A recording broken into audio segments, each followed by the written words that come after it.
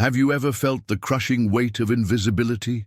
That gnawing pain when your voice seems swallowed by the world around you? Today's story delves into the silent suffering of a young girl whose gifts remain hidden beneath layers of shyness and doubt, yet carries a powerful message about how God sees what others overlook and how sometimes the quietest voices speak the most profound truths. The summer camp bus lurched to a stop, sending a wave of nervous energy through Eliza Morgan's slender frame. Through the dusty window, she could see the towering pines of Camp Galilee stretching toward a cloudless blue sky, their branches swaying gently in the breeze as if waving hello. 12 summers had taught Eliza to recognize beauty, but 7 of those years had also taught her to shrink from the attention of strangers. "Final stop, everyone out!" The driver's booming voice shattered her thoughts. Eliza clutched her worn black journal to her chest, the familiar pressure against her blue camp t-shirt offering small comfort. She'd begged her parents not to make her come, but her mother's gentle insistence that God has something special planned for you this year had ultimately won out. Now, watching the other campers bubble with excitement as they spilled from the bus, Eliza's stomach knotted tighter. Her blue eyes scanned the crowd for a friendly face, someone who might understand what it felt like to carry a symphony inside your soul but lack the courage to let anyone hear it. The camp counselors in their navy shirts greeted the new arrivals with practiced enthusiasm, clipboard-wielding hands directing children into orderly lines. Eliza slipped to the back, her red backpack feeling heavier than the notebooks, Bible, and few clothing items it contained. "Name?" asked a tall counselor with sun-bleached hair and a laminated badge that read, "Counselor Rachel." "Eliza Morgan," she whispered, her voice barely audible above the chattering of excited campers. Rachel's eyes scanned her clipboard. "Morgan, Morgan. Ah, here you are. Cabin 7, that's down by the lake. Follow the blue markers." She checked something off and moved on without a second glance, already calling for the next camper. The path to Cabin 7 was marked with small blue flags pressed into the earth. Eliza followed them alone, each step kicking up small clouds of dust that settled on her clean white sneakers. Ahead, she could see 2 identical wooden structures nestled among the trees. A weathered sign with carved letters proclaimed, "Cabins 7 and 8, Girls." A Bible verse had been painted beneath it. "For the Lord sees not as man sees. Man looks on the outward appearance, but the Lord looks at the heart." 1 Samuel 16:7. Eliza paused, letting the words sink in. Her grandmother had written that same verse in the front of her journal last Christmas, just before she'd passed away. The coincidence sent a shiver down her spine. Inside Cabin 7, chaos reigned. 8 girls around Eliza's age were already claiming bunks, unpacking colorful sleeping bags, and exchanging rapid-fire introductions. 2 girls who clearly knew each other, twins with identical blonde ponytails, had claimed the bunks nearest the window, decorating the wall between them with photographs and fairy lights. "Hey, look, another one!" called out a girl with copper curls as Eliza hesitated in the doorway. "I'm Mackenzie. What's your name?" "Eliza," she managed, the word barely escaping her lips. "What? Can't hear you." Mackenzie cupped her ear dramatically, causing several girls to giggle. "Eliza," she repeated, louder this time, her cheeks burning. "Well, Eliza, there's only the bottom bunk by the bathroom left. Hope you don't mind the smell." More laughter rippled through the cabin. Eliza nodded and made her way to the indicated bunk, carefully placing her journal under the thin mattress before unpacking her things. She could feel curious eyes on her back, but focused on arranging her small collection of belongings with methodical precision. Her Bible, a gift from her father on her 10th birthday, went on the small shelf beside the bed. 3 t-shirts, 2 pairs of shorts, pajamas and underwear went into the single drawer beneath. Her toiletry bag, containing the bare minimum, was placed on the edge of the sink in the small bathroom. Last came the precious item she'd deliberated about bringing, a small, battered acoustic guitar that had belonged to her grandmother. "Whoa, you play?" asked a quiet voice. Eliza turned to see a girl with dark braids and serious eyes watching her from the neighboring bunk. "Sometimes," Eliza admitted, quickly sliding the guitar under her bed, out of sight. "Just for myself." "I'm Ruth," the girl offered, extending a hand formally as if they were adults at a business meeting. "First time at camp?" Eliza nodded, relief washing over her at finding someone who didn't immediately overwhelm her. "Me too," Ruth confessed. "My parents thought it would build character." She made air quotes with her fingers, rolling her eyes. "I'd rather be home reading." Before Eliza could respond, a sharp whistle pierced the air. A counselor with a dark ponytail and kind eyes appeared in the doorway. "Ladies, I'm Counselor Miriam, and I'll be your cabin leader this week. Orientation starts in 15 minutes at the main hall. Bring your camp handbooks and water bottles. Let's go." The days that followed fell into a predictable rhythm of structured activities, Bible studies, and meals in the noisy dining hall. Eliza moved through them like a ghost, participating when required, but never raising her hand, never volunteering, never drawing attention. She watched as friendships formed around her, as inside jokes developed and nighttime whispers excluded her. During free time, while other girls braided each other's hair or played volleyball, Eliza would slip away to a large oak tree at the edge of the camp property. There, hidden from view, she would take out her journal and write prayers, poems, and most often songs. Lyrics poured from her pen, giving voice to the emotions she couldn't express aloud. Sometimes, when she was certain no one was nearby, she would retrieve her guitar from beneath her bunk and quietly strum the melodies that lived in her heart. On the fourth day of camp, disaster struck during the afternoon swimming session. Mackenzie and her growing circle of friends had been diving for weighted rings in the shallow end of the lake when they spotted Eliza sitting alone on the dock, her feet dangling just above the water's surface. "Hey, silent girl," Mackenzie called, swimming closer. "Aren't you going to join us, or are you too good for camp activities?" Eliza shook her head, eyes downcast. "I'm just watching." "She's probably afraid of water," one of the twins stage whispered, loud enough for everyone to hear. "Is that it?" Mackenzie asked, a mischievous glint in her eye. "Are you scared?" "No, Then prove it." Before Eliza could react, Mackenzie had pulled herself onto the dock and given Eliza a firm shove. With a startled cry, Eliza tumbled into the lake, her blue t-shirt instantly soaked as she flailed in the water. The lifeguard's whistle blew sharply. "No pushing." But the damage was done. Eliza emerged from the water, coughing and sputtering, her long brown hair plastered to her face, water streaming from her clothes. Worse than the physical discomfort was the chorus of laughter that echoed across the lake. "She looked like a drowning cat," one girl shrieked. "Did you see her face?" Another howled. Humiliation burned hotter than the summer sun as Eliza climbed back onto the dock, water squishing in her shoes with each step. She grabbed her towel and fled, tears blurring her vision as she ran blindly toward the cabins. She didn't stop until she reached her secret spot beneath the oak tree, where she collapsed onto the ground, her wet clothes soaking the earth beneath her. There, hidden from cruel eyes, she finally let the tears come, her shoulders shaking with silent sobs.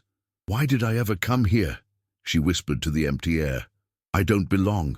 Nobody sees me. Nobody cares." From her pocket, she pulled out her journal, relieved to find it had remained mostly dry. She opened it to a fresh page and began to write, her tears occasionally splashing onto the paper. 7 days of silence. 7 nights of lonely prayers. How many masks must I wear before someone sees what's there? The words flowed faster now, along with a melody that seemed to come from somewhere deep inside. "You promised. You see me when no one else does. You promised your love is enough. But Lord, I'm still waiting for proof that I'm not just a shadow that no one can touch." As the last line took shape on the page, a twig snapped behind her. Eliza whirled around to find Ruth standing awkwardly at the edge of the clearing, her dark braids swinging slightly with the motion of her halted step. I'm sorry, Ruth said quickly. I didn't mean to spy. I saw what happened at the lake, and I wanted to make sure you were okay. Eliza hastily wiped her tears with her damp sleeve.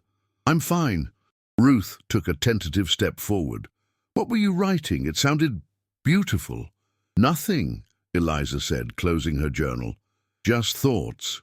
Ruth's eyes fell on the journal, then met Eliza's gaze with unexpected understanding.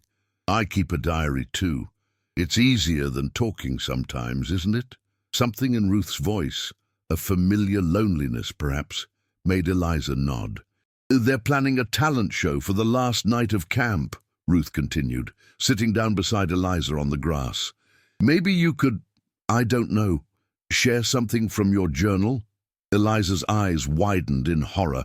No, I could never. Why not? From the little I heard, you're really good. Nobody wants to hear what I have to say. Ruth was quiet for a moment, picking at the grass between them. Maybe that's what the enemy wants you to believe. The enemy? You know, the devil. My dad's a pastor. He always says that when we hide our gifts, it's not humility, it's letting the enemy win. Eliza had never thought of it that way. Could her silence be more than shyness? Could it be a kind of disobedience? I should get back, she said finally, standing up and brushing grass from her still damp shorts. They'll be calling for dinner soon. Ruth rose too, but before they parted ways, she placed a hand on Eliza's arm. Just think about it, okay? I'd be in the front row cheering you on. The idea planted by Ruth took root in Eliza's mind, growing despite her efforts to uproot it. That night, as the cabin fell silent except for the gentle snores of sleeping girls, she slipped her journal from beneath her mattress and reread the song she'd written that afternoon. More words came to her in the darkness, and she scribbled them by the glow of a small flashlight. But what if my silence is drowning your voice? What if my fear is my choice? Lord, give me courage to stand in the light and let others hear you tonight. The next 3 days passed in a blur of internal debate. During Bible study, Counselor Miriam read from Matthew, "You are the light of the world. A city set on a hill cannot be hidden. Nor do people light a lamp and put it under a basket, but on a stand, and it gives light to all in the house." Eliza felt the words pierce her heart. Wasn't she hiding her lamp, her music, her voice, under the heaviest basket she could find? The night before the talent show, Eliza found herself standing outside the camp director's office, her heart pounding against her ribs like a caged bird seeking freedom. Her hand trembled as she knocked on the wooden door. "Come in," called a warm voice. Director Thomas looked up from his desk, surprise flickering across his kind face as Eliza stepped inside. In his 7 years running Camp Galilee, he'd learned to recognize the quiet ones, the ones who usually slipped through the cracks. This particular quiet one, with solemn blue eyes and a perpetually downturned gaze, had caught his attention during morning devotionals. While other campers fidgeted and whispered, she listened with an intensity that spoke of a hunger for truth. "Eliza, right?" he asked, setting aside the schedule he'd been reviewing. "What can I do for you?" She clutched her journal tighter. I want to sign up for the talent show, please."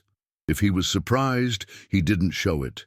Instead, he smiled and pulled out the sign-up sheet. "Wonderful. What will you be performing?" "A song," she whispered. "One I wrote." His eyebrows lifted slightly. "Original composition, that's impressive." "It's probably not very good," she backpedaled immediately. "I doubt that," Director Thomas said gently. "God gives each of us unique gifts to glorify Him. I'm glad you're choosing to share yours." He wrote her name on the sheet, then looked up with encouraging eyes. "You're the final act tomorrow night. A perfect closing spot." Eliza's stomach dropped. "The last one, but that's when everyone's paying the most attention." "Exactly," he replied with a wink. "Trust me, Eliza. Sometimes God saves the best for last." She left his office feeling simultaneously terrified and strangely peaceful, as if she'd just jumped off a cliff but knew there were arms waiting to catch her below. The day of the talent show arrived with alarming speed. All around camp, participants practiced their acts during free time. Mackenzie and the twins rehearsing a dance routine by the volleyball court, a group of boys perfecting their comedy skit near the dining hall, and various other campers singing, juggling, or reciting memorized scripture. Eliza retreated to her oak tree with her guitar, running through her song one final time. Her fingers trembled on the strings, but the melody held true. As the last chord faded into the forest, she heard quiet applause. Ruth stood at the edge of the clearing, a wide smile on her face. "That was amazing. They're going to love it." "Or laugh me off stage," Eliza said, her courage already faltering. "No," Ruth said firmly, sitting beside her friend. "They won't, and even if some try, it doesn't matter. You're not singing for them." "I'm not?" "No, you're singing for him." Ruth pointed skyward. "And for yourself. The rest is just noise." That evening, the entire camp gathered in the main hall, which had been transformed with twinkling lights and a makeshift stage. Rows of folding chairs faced the platform, filling quickly with excited campers and staff. Eliza sat in the back corner, her guitar case at her feet, watching act after act perform to enthusiastic applause. Mackenzie and the twins executed their dance flawlessly, earning whoops and cheers. The boys' comedy skit had everyone doubled over with laughter. A tall boy from Cabin 3 played a hauntingly beautiful piece on his violin. With each successful performance, Eliza's doubts grew stronger. "I can't follow this," she whispered to Ruth, who sat faithfully beside her. "I should just slip out now." "You're not going anywhere," Ruth replied, her hand firm on Eliza's arm. "Remember what you wrote in your song about letting God's voice be heard through you." Before Eliza could respond, Director Thomas was at the microphone again. "And now, for our final performance of the evening, please welcome Eliza Morgan, who will be sharing an original song." A spotlight swept across the room, finding Eliza in her corner seat. All heads turned, curious eyes focusing on the girl who had been invisible all week. For a moment she couldn't move, frozen by the sudden attention. "Go," Ruth whispered, giving her a gentle push. "Remember who you're singing for."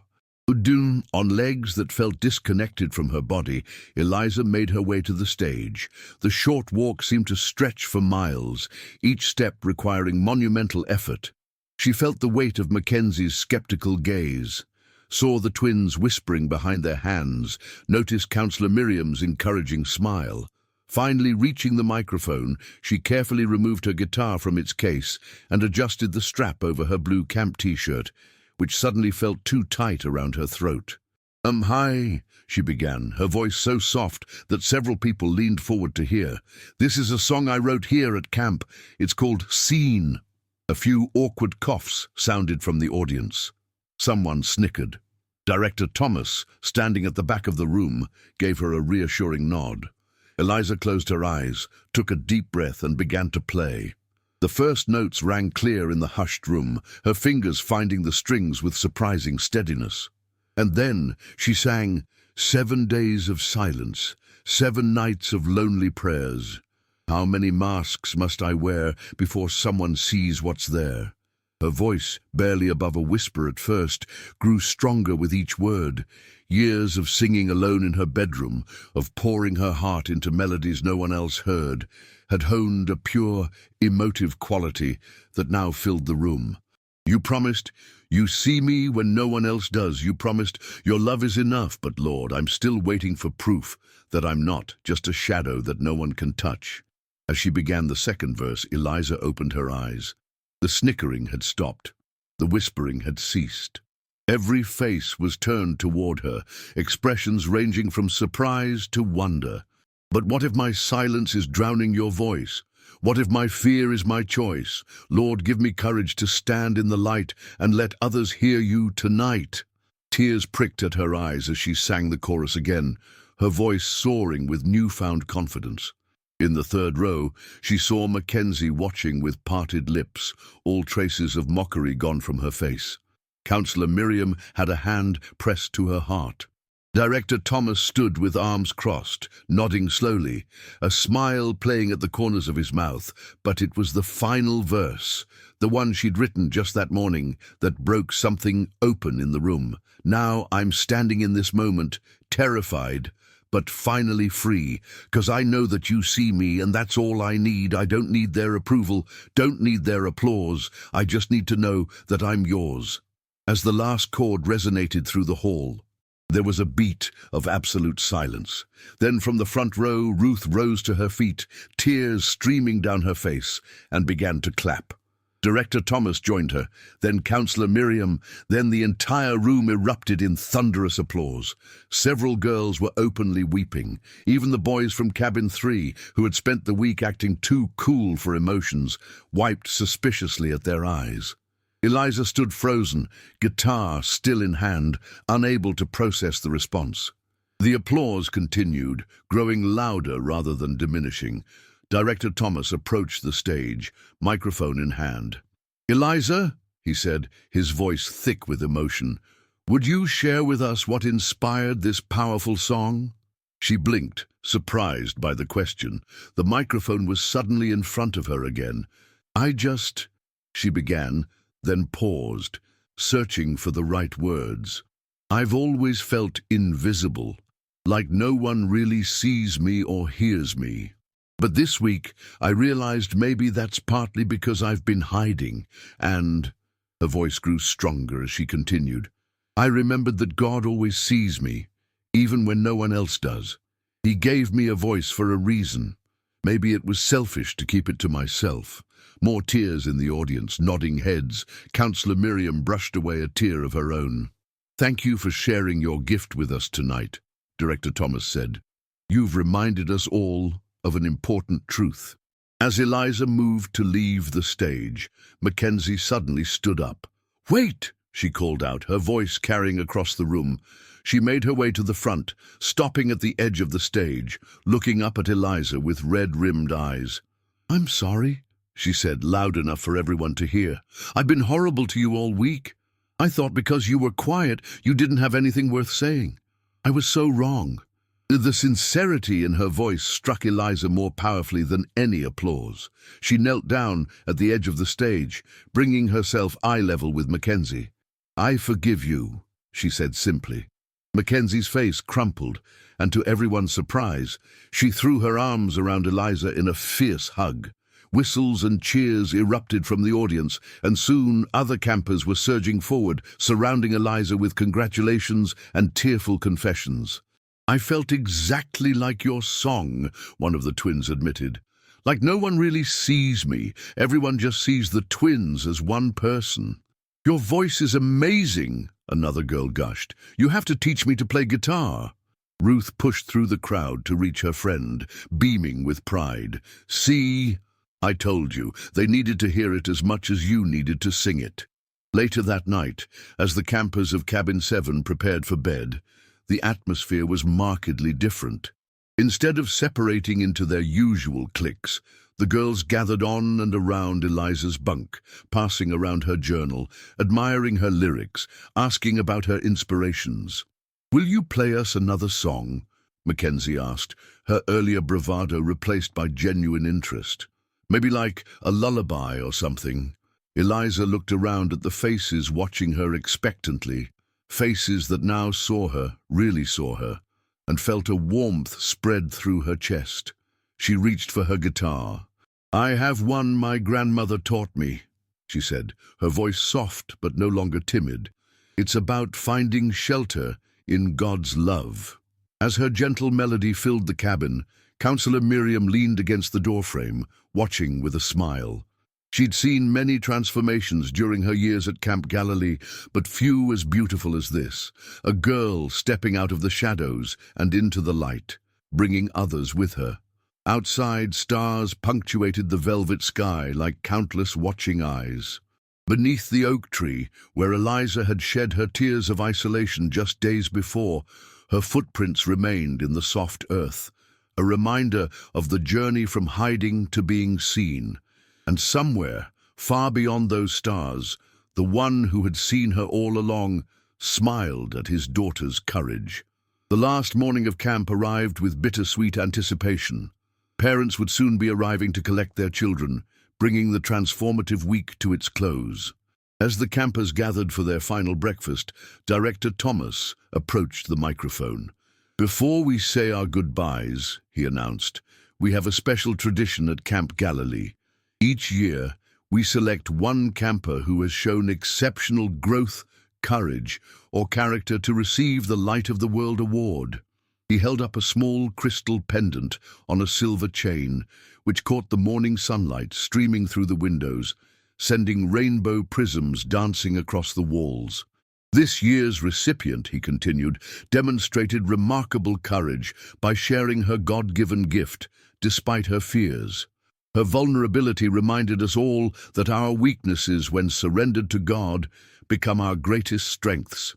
Eliza Morgan, would you please come forward?" Stunned, Eliza rose from her seat between Ruth and Mackenzie, who both nudged her forward with encouraging smiles.